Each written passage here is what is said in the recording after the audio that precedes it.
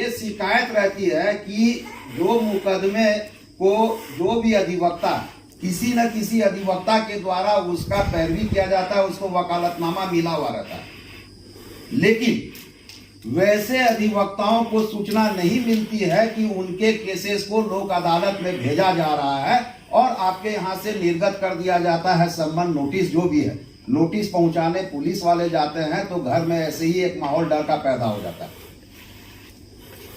मैं चाहता हूं कि इसकी कोई दूसरी प्रक्रिया किया जाए जिससे कि कहीं पे भी कोई भी घर में अगर पुलिस जाता है और पुलिस टीम पहुंचती है तो एक डर हो जाता है और पूरे समाज में एक दुष्प्रचार हो जाता है कि इसके घर में कोई नहीं जानता है कि उसको किस लिए नोटिस आया है।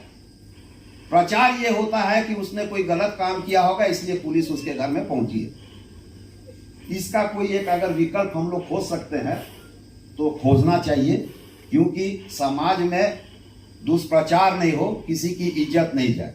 तथा जो अधिवक्ता मुकदमा देख रहे हैं और वो जब सम्मन जाता है और उसके जो जिनको बुलाया जाता है, माने जो एक्यूज्ड हो चाहे जो इंफॉर्मेंट हो, दोनों को बुलाया जाता है यहाँ निष्पादन करने के लिए, सेटलमेंट करने के लिए, वैसे सर्कमस्टांसेस में अधिवक्ताओं का मुकदमा नहीं जाए। ऐसा नहीं कि प्रचार हो जाए कि लोक अदालत के कारण हम अधिवक्ताओं को केसेस का नुकसान हो रहा है। अरे आपके पास में आपके माध्यम से, लोक अदालत के माध्यम से अगर निष्पादन हो रहा है मुकदमा का, ये बहुत अच्छी बात है। जो लोड है पूरे भारत में मुकदमों का वो कम हो, इससे अच्छी बात नहीं हो सकती। लेकिन हमारा अधिवक्ता समाज का भी पेट का ख्याल हम लोगों को रखना पड़ेगा, उनके भी आमदनी को हम लोगों को देखना पड़ेगा, उन लोगों के विषय में भी हम लोगों को सोचना पड़ेगा। ऐसा नहीं कि इस कारण से दुष्प्रचार होने लगे और ऐसा कहने लगे जो बोलना शुरू किए सब कि झालसा नालसा चाहे लोक अदालत के कारण हम अधिवक्ताओं की आने वाली स्थिति बहुत खराब होगी। मैं चाहता हूं ये स्थिति खराब नहीं हो, इसके कारण हम अधिवक्ताओं की स्थिति और अच्छी हो।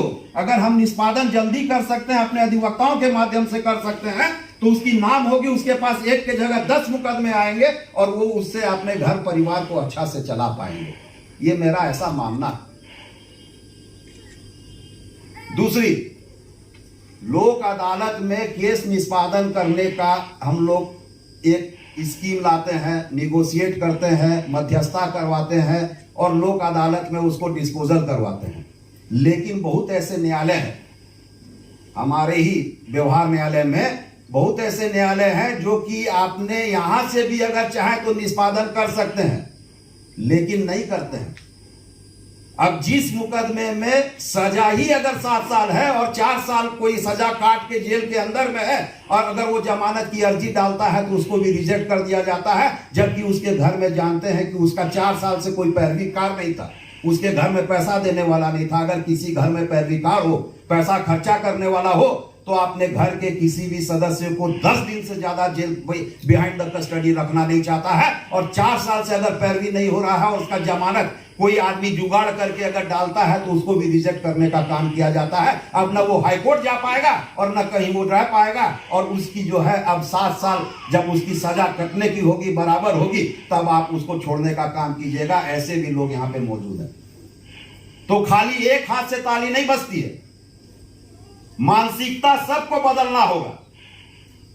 हम लोग अगर आपको साथ, आप देखिए इस सभागार में हमारे जितने माननीय पदाधिकारी, न्याय पदाधिकारी हैं, सब उपस्थित हुए हैं, लेकिन अधिवक्ताओं की तादाद बहुत कम है। इस दूरी को कम करना होगा, इसको पाटने का काम करना होगा।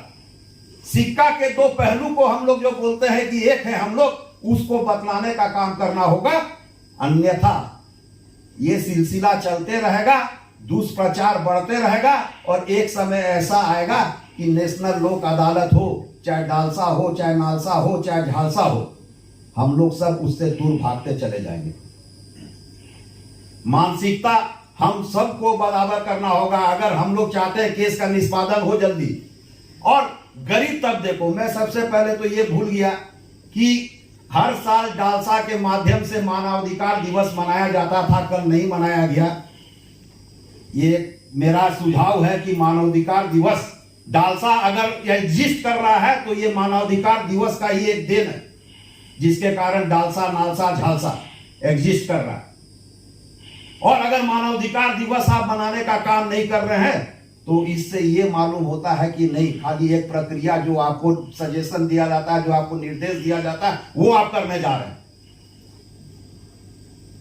कल मानवाधिकार दिवस का मैं सबसे पहले उपस्थित जितने भी यहाँ पे न्यायिक पदाधिकारी हैं, अधिवक्ता हैं, मीडिया कर्मी हैं, मैं सबको पहले जो है उनकी बधाई देना चाहता हूं कि कल मानवाधिकार दिवस था और उसी कारण आज हम लोग यहाँ बैठे हैं और ये सोच के साथ बैठे हैं कि वैसे तबके के लोगों को जिनको की न्याय प्रक्रिया की जानकारी नहीं है, जहां न्याय नहीं पहुंचता है, उन लोगों को न्याय दिलाने का, उन लोगों तक न्याय पहुंचाने का काम करते हैं। और उसी लिए आज हम लोग बैठे हुए हैं। और आज भी आप देखिएगा कि सुरूर जो कि जहां से कि गाड़ी नहीं चलती है, बस नहीं चलता है, वहां से भी लोग आपके पास में आस लगा के आए हुए हैं कि निष्पादन हो जाएगा, उनका छुटकारा हो जाएगा, उनको मुआवजा मिलेगा, चाहे और तरह की बातें होगी। तो मैं ज्यादा समय नहीं लूंगा, मुझे 2 मिनट के लिए बोलने को बोला गया था, लेकिन मैं लगता है कुछ ज्यादा बोल दिया। तो मेरा न्यायायुक्त महोदय से अनुरोध रहेगा कि आगे से जो भी कार्यक्रम में हम अधिवक्ताओं का भी सीट लगे कि भरा हुआ रहे और वैसा तालमेल बैठे, और न्यायालय को भी ये सोचना होगा कि अगर लोक अदालत में आप निष्पादन करवाना चाहते हैं केस, तो आप अपने यहां भी देखिए कि कैसे केसेस को आप निष्पादन कर सकते हैं। बिहाइंड द बार किसी एक गरीब तबके के आदमी को 4 साल 5 साल तक रखकर और सजा ही है 7 साल। बड़े बड़े मुकदमे अरबों खरबों का जो गबन होता है, उसमें बेल मिलने का काम होता है, और एक छोटे से मुकदमे में जिसका कि कोई औचित्य नहीं है, उसमें बिहाइंड द बार 5-5 साल रखने का काम होता है। ये सब सोचने की बात है, ये सब समझने की बात है, ये आत्ममंथन करने की बात है। लोगों तक ये मैसेज जाए कि न्याय आज भी जिंदा है, न्याय में कोई ना बड़ा है, न्याय में ना कोई छोटा है, और न्याय सबको बराबर मिलने का काम होता है। इन्हीं सब बातों से मैं अपना वाणी को विराम करता हूं और सभी को पुनः धन्यवाद करता हूं।